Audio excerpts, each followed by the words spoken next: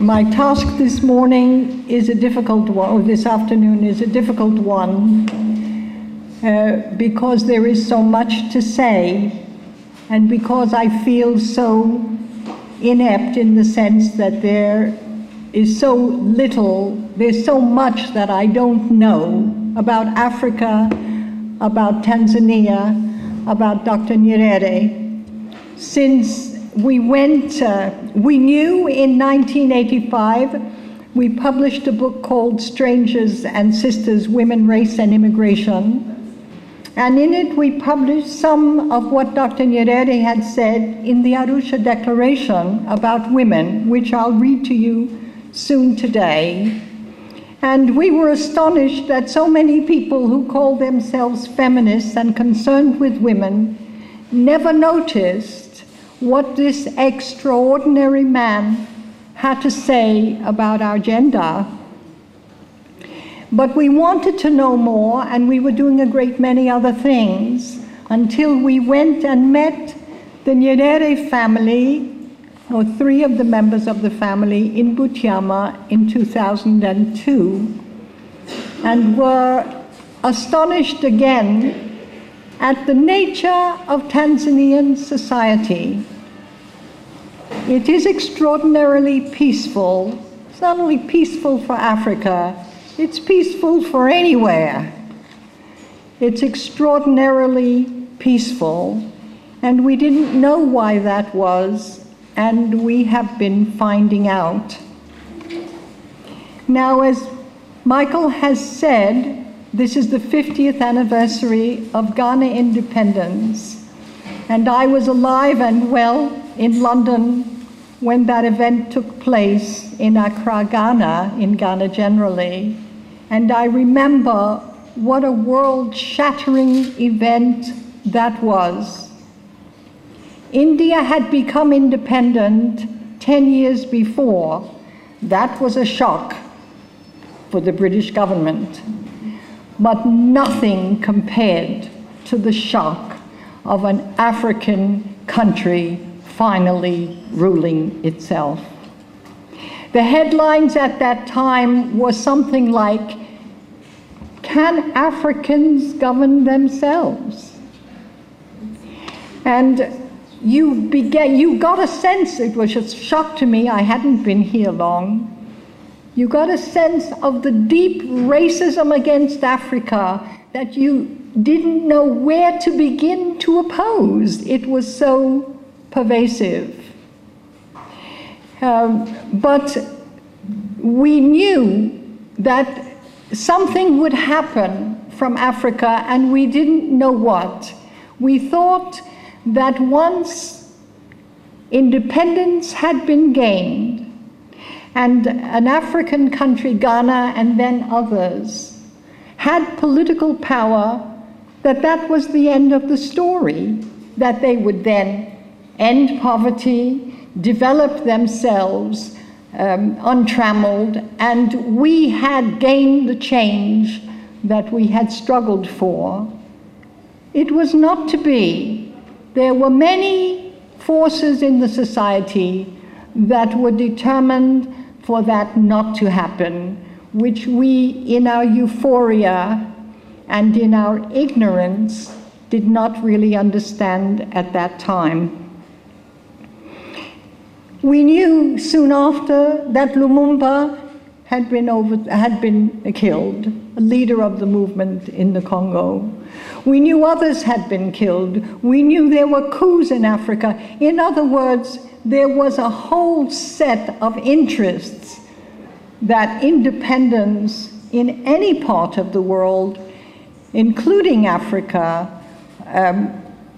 that independence was against them and that they were determined to undermine it. The Arusha Declaration, which we publish today, was a program for dealing with that world. It took some of us a long time to understand what was going on, but by 1967, President Nyerere had understood all of the basic forces that opposed him and the independence and acted upon it. And I will be reading some quotations from this today. Now, when we looked at the question of development in 1957, when Ghana became independent, the example that we had was the Soviet Union. Here was a country in 1917 which had overthrown a dictatorship and had developed. But we knew that that development, to become like other capitalist countries, to catch up with the West was the phrase, had been at the expense of millions of deaths and of death camps. And so that clearly was not the route. And by 1967, Dr. Nyerere put forward quite a different formula for the development of Tanzania.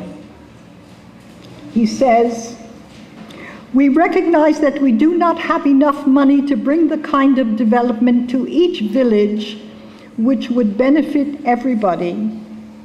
We also know that we cannot establish an industry in each village and through this means erect a rise in the real incomes of the people." He wasn't talking about a big machine, he was talking about the incomes of the people. This is already a step ahead. For these reasons, we spend most of our money in the urban areas and our industries are established in the towns. Now, is this what we want, he says? Yet the greater part of this money that we spend in the towns comes from loans. To repay the loans, we have to use foreign currency, which is obtained from the sale of our exports. But it is likely to be a long time before our industries produce for export. Now, that is the dilemma. You don't want to get loans, but you want to have the development. Where then shall we get it from? We shall get it from the villages and from agriculture. What does this mean? It means that the people who benefit directly from development which is brought about by borrowed money are not the ones who will repay the loans.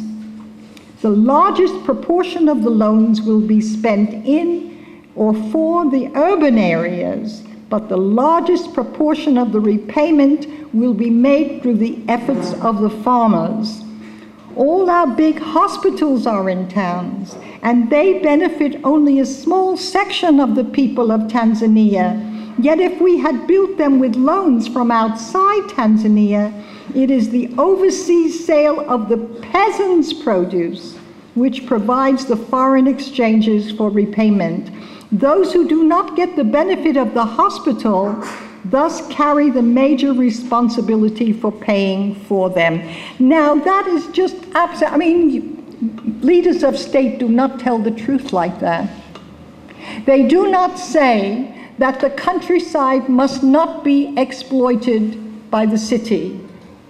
There were two other examples that Dr. Nyerere had before him. There was the experience of India, and one of the first things that India did was to build up a steel industry. And many of us said, good, that is to show the imperialists that the third world too can have industry, can build what it wants to build, will not be dependent on the industrial world. But Gandhi was against it. Gandhi, smart, understanding really what the world was about, said, no, we must base ourselves on the villages. Ghana too, when it became independent, talked about building and actually built the Volta Dam, a big project, a major project to show that the third world could build what it wanted, was no longer going to be entrapped by not having development. But it didn't work, and it didn't move the per capita income of the population. So when 1967, Dr. Nyerere said that, this was to break with that tradition. This was to say we will base ourselves on the countryside, but we will not allow the countryside to be exploited by the city.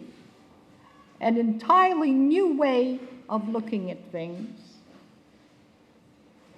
Then he speaks about who does the work in the countryside, and this is truly revolutionary.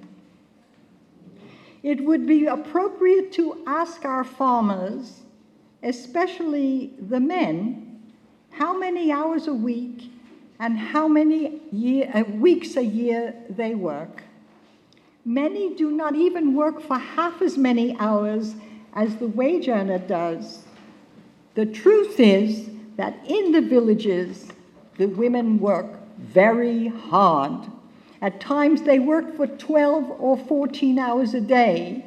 They even work on Sundays and public holidays. Women who live in the villages work harder than anybody else in Tanzania. But the men who live in villages and some of the women in towns are on leave for half their life. Now, I don't know about heads of states talking about women's work. We have been lobbying for 35 years for them to open their mouths and mention it. This man says, these are the people in Tanzania who are doing most of the work. Well, we took note. I think the men must have taken note. When he introduced the Arusha Declaration to his party, I wish I had been there. There would have been the most god-awful row. The men would have said, are you going to go out there and tell these women how hard they're working? Do you know how insufferable they will be after that? They will not want to work for us, etc. There must have been a fight. He stuck to his guns. Then he draws the conclusions for the whole of the development of Tanzania. He says the energy of the millions of men in the villages and thousands of women in the towns, which are at present wasted in gossip, dancing, and drinking, are a great treasure which could contribute more towards the development of our country than anything we could get from rich nations.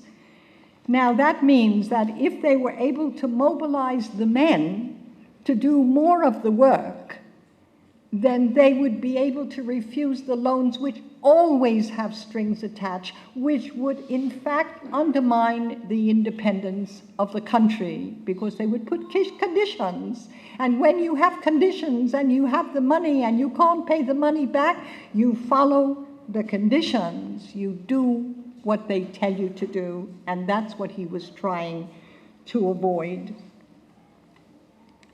Now, he had to work out a program, a plan, and he speaks about what they had tried before. They had tried, by the time of the declaration, they had tried to have villages working together and being helped by the government and having agricultural development. But they had given tractors and they had spent a lot of money, and it had failed. It had not worked. That was not obviously what was needed, and he had to think again about what was going to replace this attempt, which had not worked out. He said, Nyerere's Tanzania would aim to create autonomous socialist villages. That was what he proposed. He says it's a new conception based on the post-Arusha Declaration understanding that what we need to develop is people, not things, and that people can only develop themselves. Now, there are some teachers present here, I know there are, and you know that you can teach, but only the individual can decide whether they learn. That's your own personal business. You put it out there, You help, and then they decide if they're going to do it or not. And he was saying that the reason that the villages had failed, although they had invested a lot of money, was that they were not autonomous villages. They did not make their own decisions, and the reason for the development was not clear. It was for the people in the villages to develop rather than just agriculture. He says, Ujamaa villages are intended to be socialist organizations created by the people and governed by those who live and work in them. They cannot be created from outside, nor governed from outside.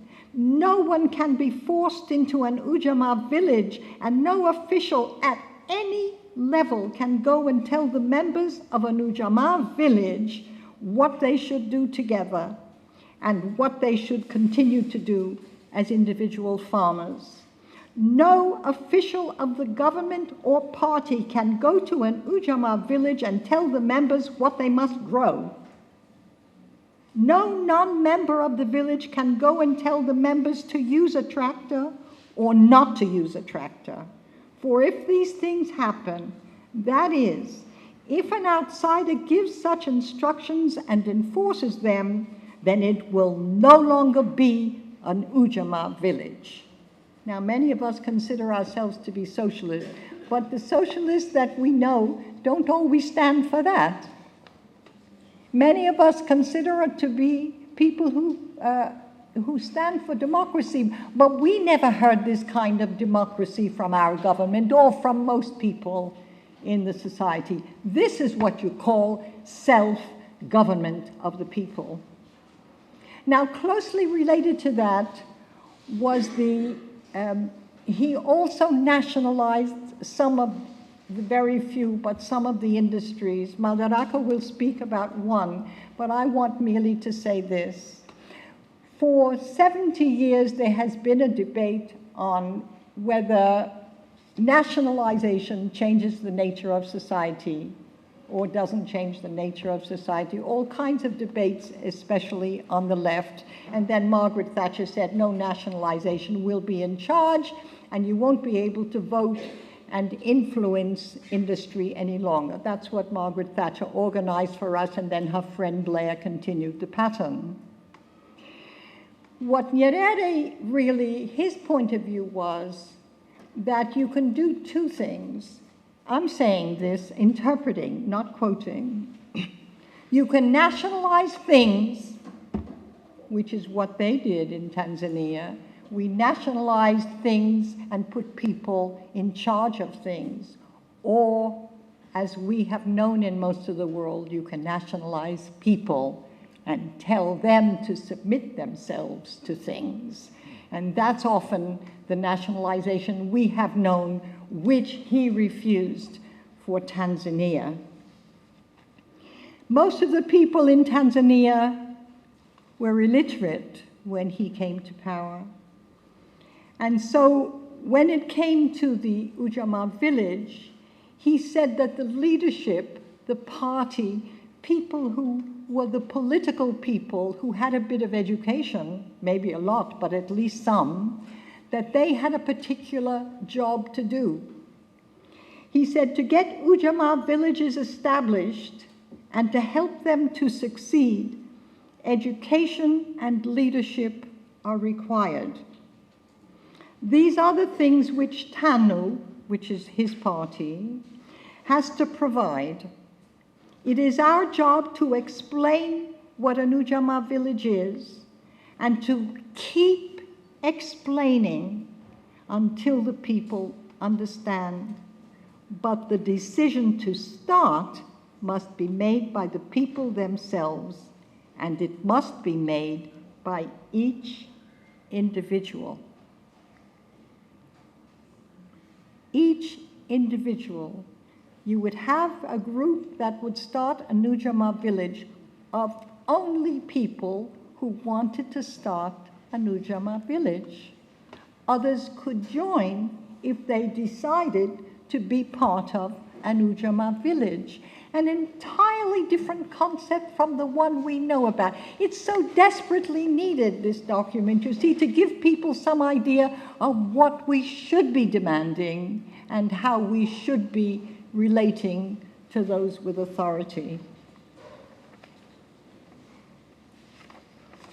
It's a very different conception of leadership. Now, he says, in a Tanzania, which is implementing the Arusha Declaration, the purpose of all social, economic, and political activity must be man, the citizens, and all the citizens of this country. The creation of wealth is a good thing and something which we shall have to increase, but it will cease to be good the moment wealth ceases to serve man and begins to be served by man. Now, I'm a Marxist, confirmed. And the reason that I love Marx is that that's his point of view. He says that we are governed by things, we serve things, and things do not serve us. He talks about production for production's sake. He talks about commodities having power over us instead of us having power over commodities. And it's extraordinary how close Dr. Nyerere is, the mwalimu, the teacher, how close he is to Marx. And I am astonished that other people who consider themselves Marxists have never seen what Marxism this is. And part of the reason is that it's in words of one syllable, and it's not dealing with industry, but with detail, the overwhelming majority of the world's population which lives in villages and which faces the kinds of problems that Dr. Nyerere is addressing here. I have to say something in addition about Marx here. One of the things that the Ujamaa village is based on is the collectivity of the African, call it culture, way of life, habit, tradition. He says this is what we can build on, and we can develop on that basis. In spite of how much more women work than men, there is still a society, and they never said that there is no such thing as a society, not in Africa, not in most of the world. Recently, it has come to our notice that at the end of his life, in the last 2 or 3 years, Marx was making a study of indigenous societies.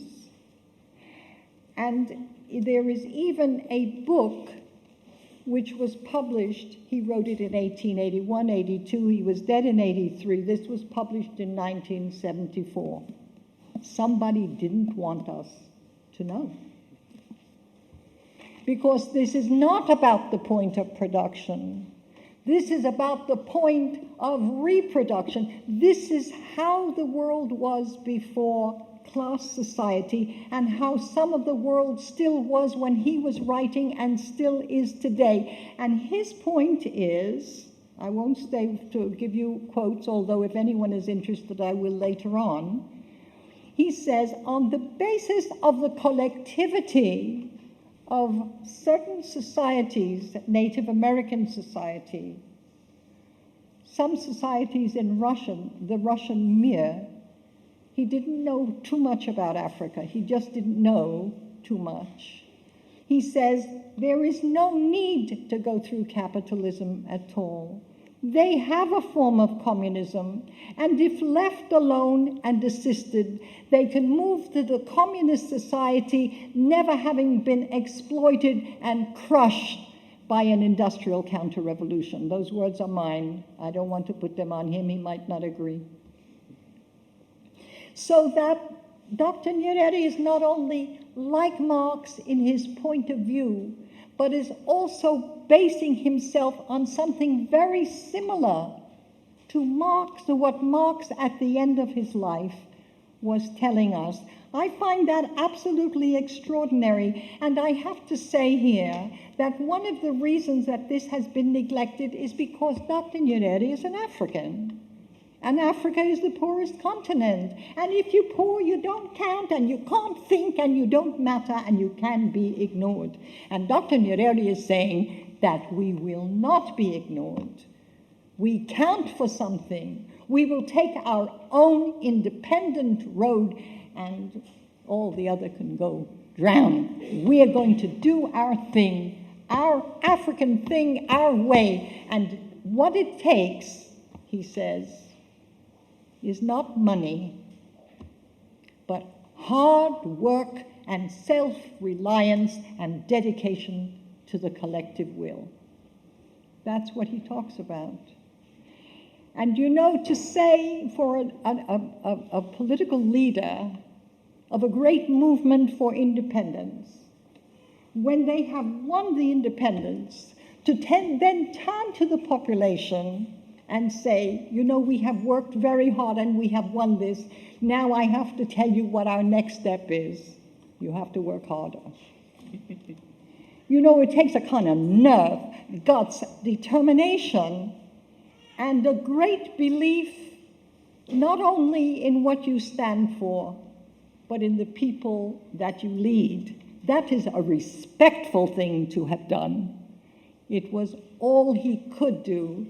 He rejected, apparently, collective wisdom, but he built a wisdom that was even deeper. Now, Nyerere and the rest of the world suffer from corruption, a most horrendous corruption that we know in every country. You know, it came out that £1 billion that BAE just happened to give to some prince. It was just an accident, really. They misplaced the money, they weren't looking in that moment, etc. Now, who is the corrupt one? The prince or BAE? Well, I would say both. I would say they belong together. But one of the things that Africa and other third world countries have been labeled with is that they are corrupt. The ones who come with money in their hand, ready to buy anybody, they are not corrupt. Only those who take it. Okay? Well, Nyerere wasn't interested in the imperialists and how much money they came with. He was concerned with anybody taking it who was a member of his government or his party, so that he ends the Arusha Declaration with what he calls the leadership code. I'm going to read this for you and astonish you. 1, every Tanu is African, Tanganyika African National Union. That became another name later on, but we'll deal with that. But it was TANU in 1967.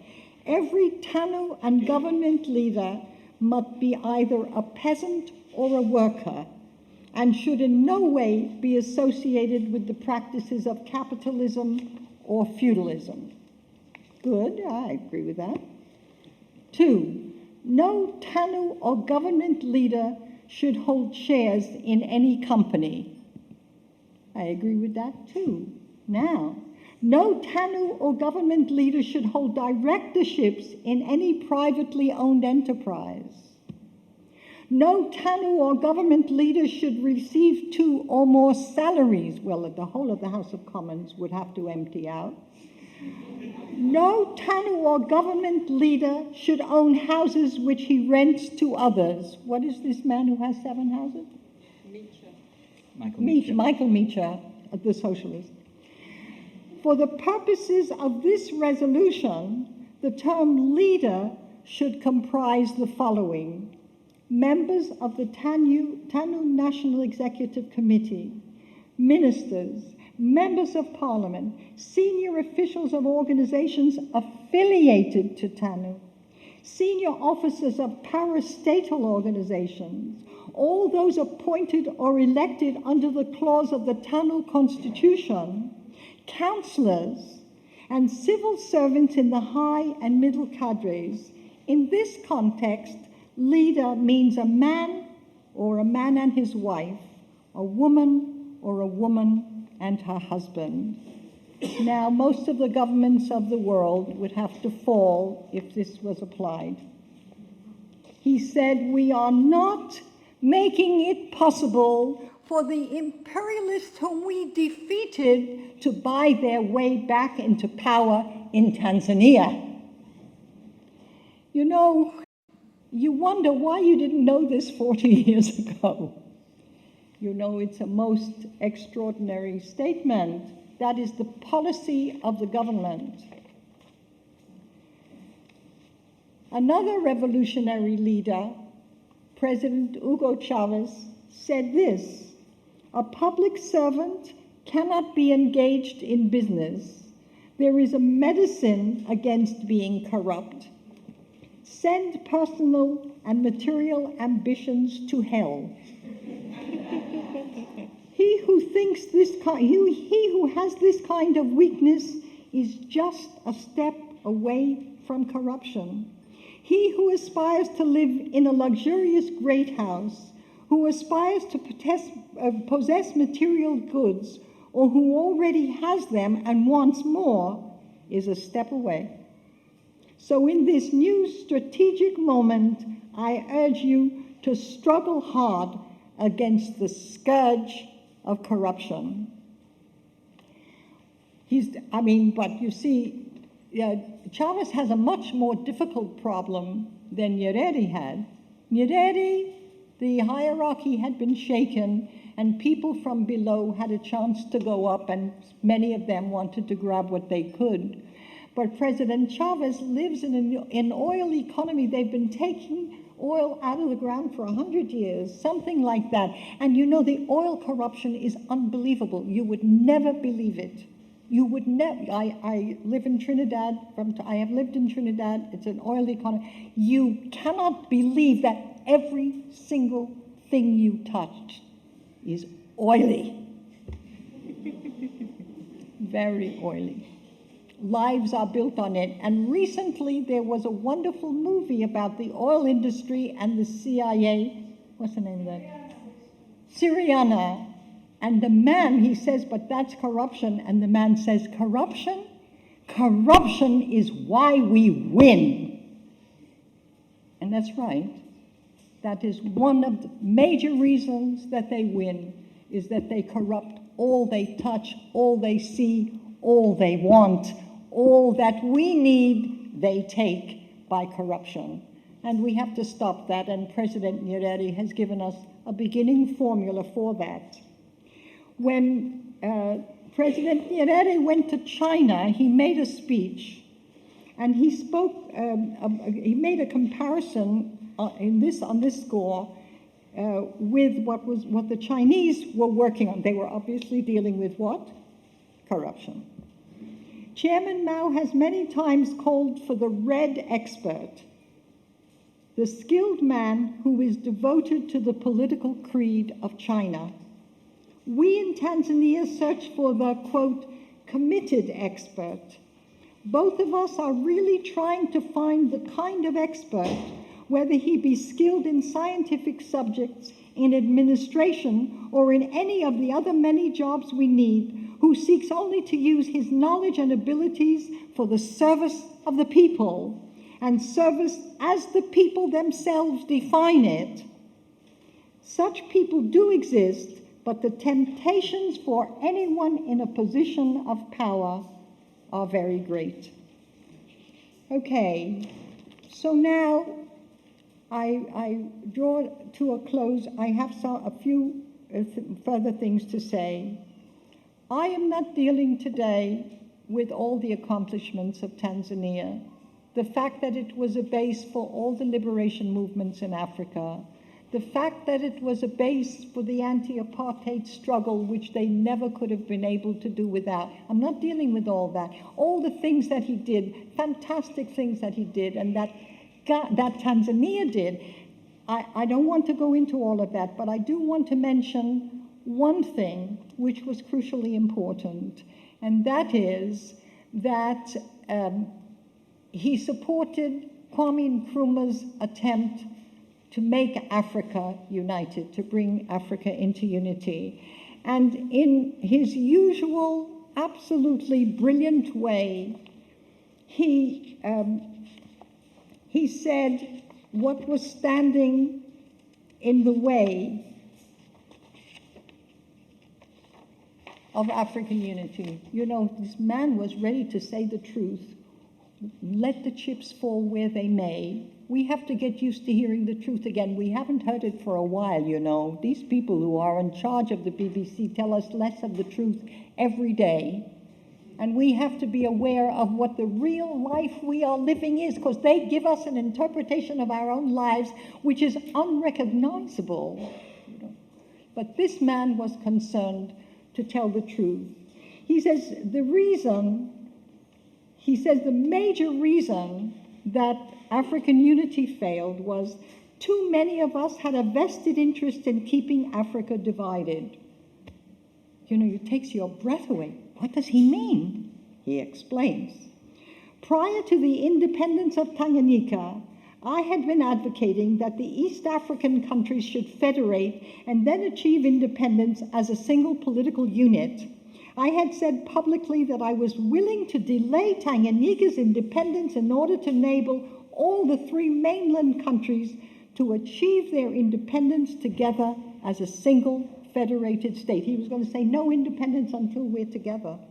He says, I made the suggestion because of my fear, proved correct, that it would be very difficult to unite our countries if we let them achieve independence separately. Once you multiply national anthems, national flags, and national passports, seats at the United Nations, and individuals entitled to a 21-gun salute, not to speak of a host of ministers and envoys, you would have a whole army of powerful people with vested interests in keeping Africa balkanized. He knew what the imperialists were doing, but he said, we know them. Let's deal with the problems we have at home. The legacy of imperialism is among us, and this is what we must deal with. Now, I can't stop without saying who he was. He was a boy from a village, Butiama, who only left to go to school when he was 12. So he was a village man. He was a person who was educated in the village, in principles and in practice and in relationships. And that meant that when they got him in school, it was too late to brainwash him. That's right.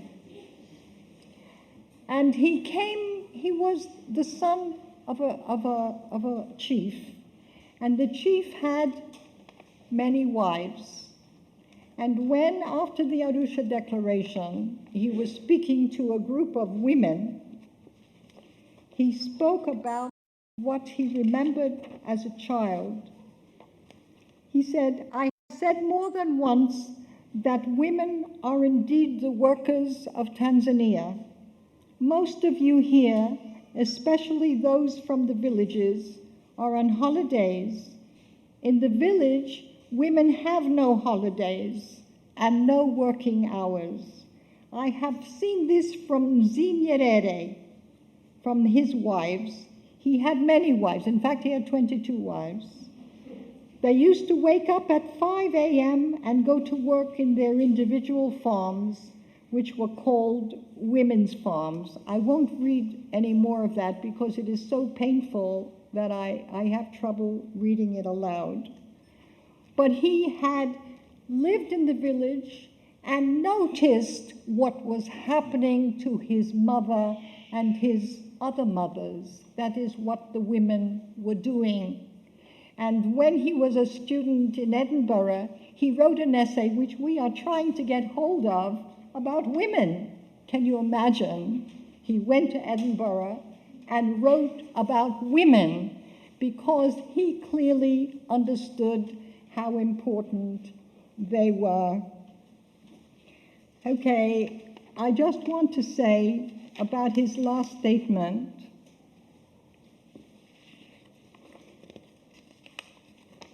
He was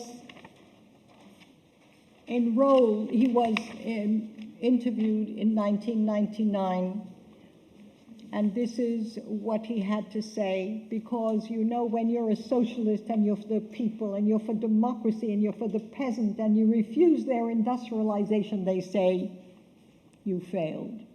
You're not like us, you must have failed. He says, I was in Washington last year. At the World Bank, the first question they asked me was, how did you fail? I responded that we took over a country with 85% of its adult population illiterate. The British ruled us for 43 years. When they left, there were 2 trained engineers and 12 doctors. This is the country we inherited. When I stepped down, there was 91% literacy, and nearly every child was in school. We trained thousands of engineers and doctors and teachers. In 1988, Tanzania's per capita income was $280 US. Now in 98, it is US 140. So I asked the World Bank people, what went wrong? Because for the last 10 years, Tanzania has been signing on the dotted line and doing everything the IMF and the World Bank wanted. Enrollment in school has plummeted to 63%, and conditions in health and other social services have deteriorated. I asked them again, what went wrong? These people just sat there looking at me. Then they asked what they could do. I told them, have some humility. Humility. They are so arrogant. I want finally to say 2 things.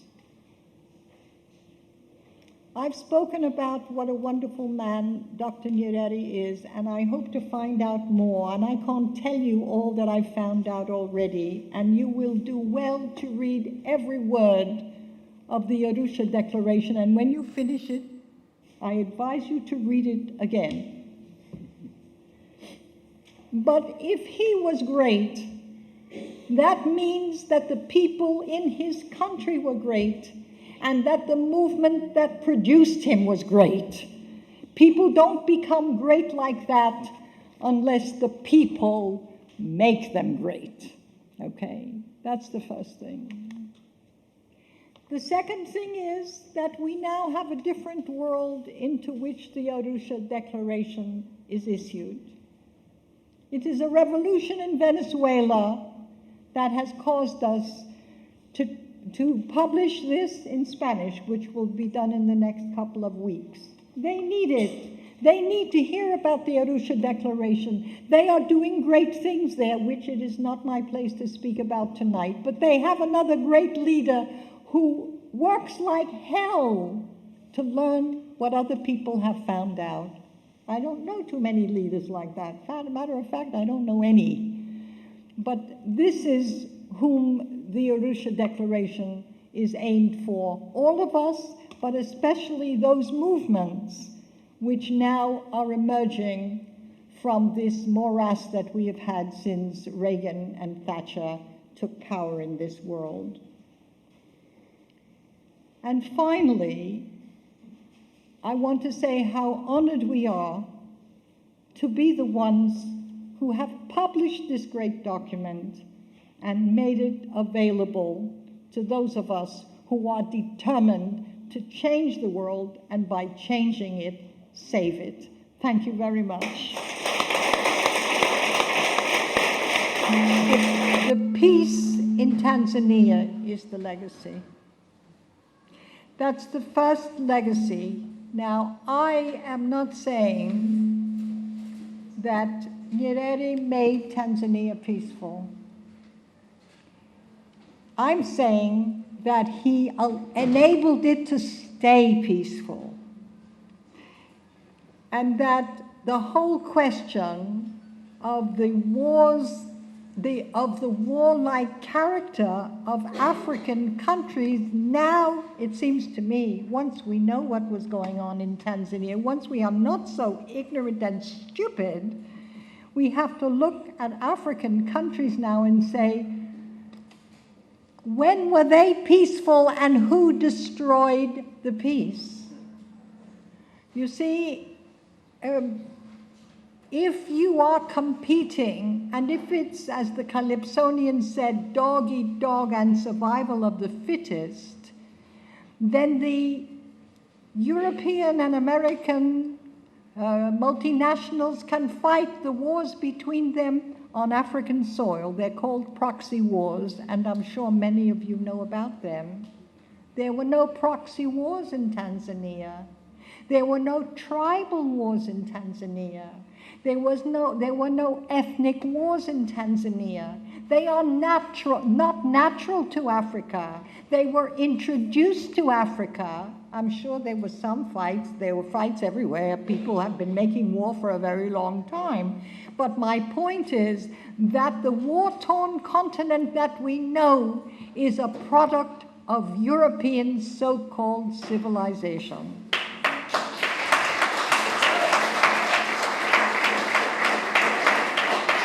And Tanzania gives us a standard, a point of reference by which to judge all the other societies. And that was the legacy of Mwalimu. That's one. The second thing is that it's peaceful in another way.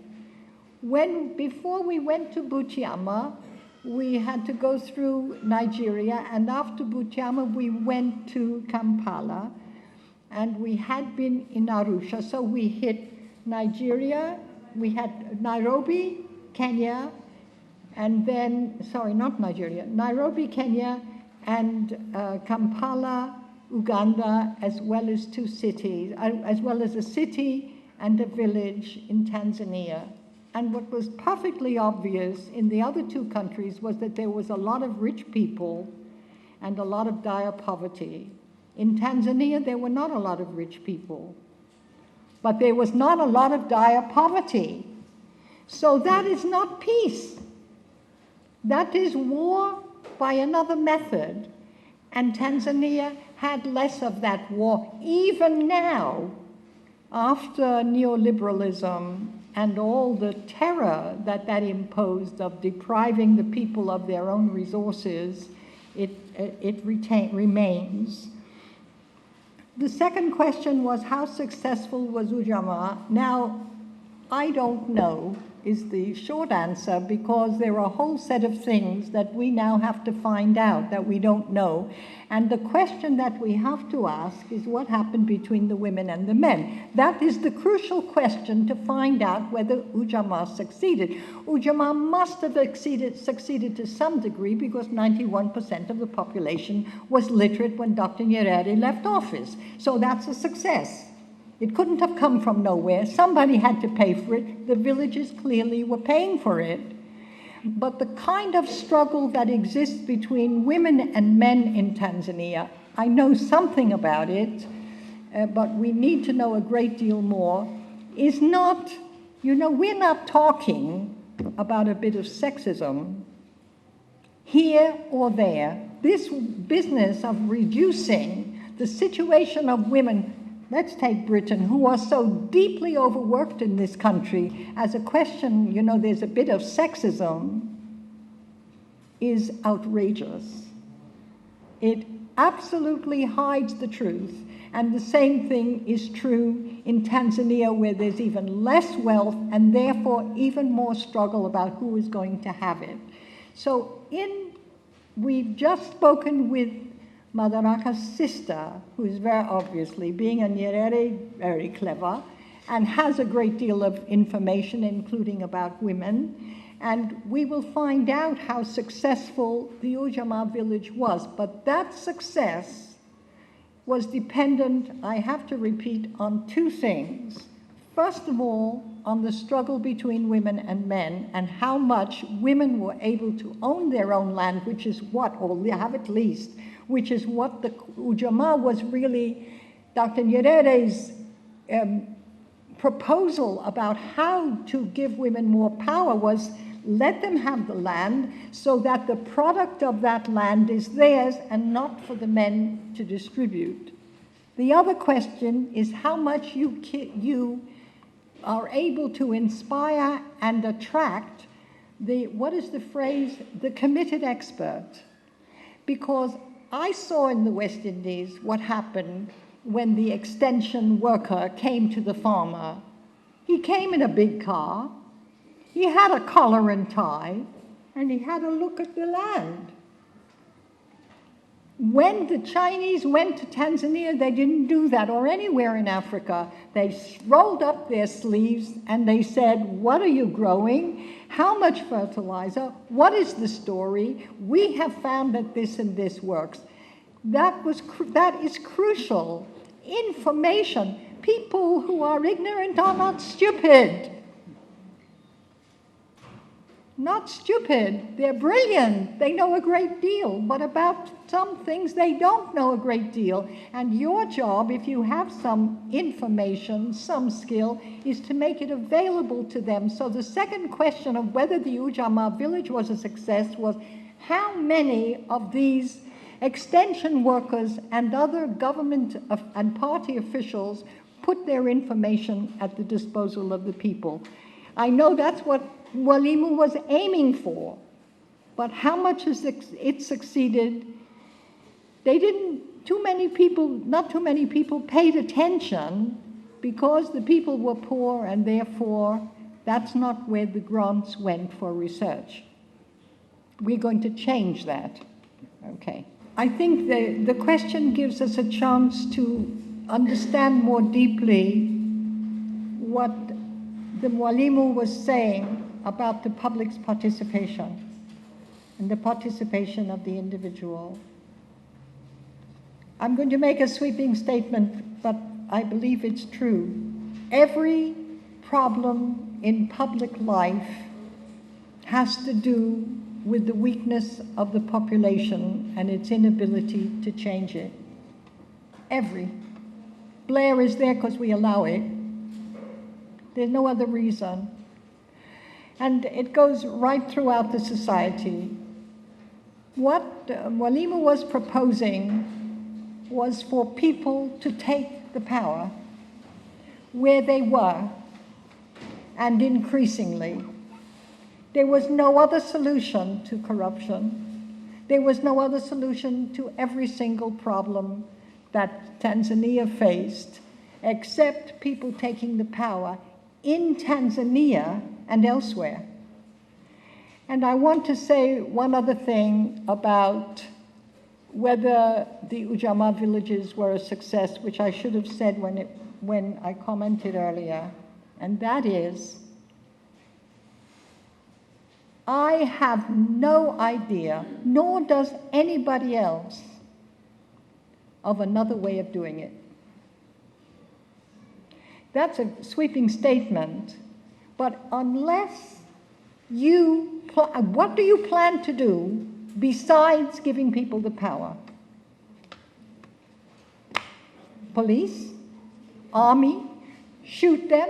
send them to war, starve them, put them in concentration. That is the only alternative.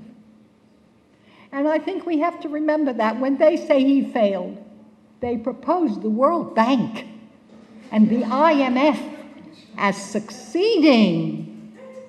Okay? There are no choices. And you know, Mr. Blair likes to talk about choices, and so do I. I choose not to have him.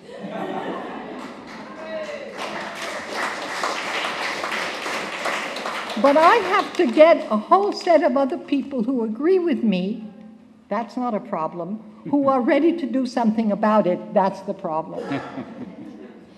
Okay? And when I kept hearing this thing, you know, that this was a failure and this failed and this was not a success. And the man from the Commonwealth thing said, what did he say?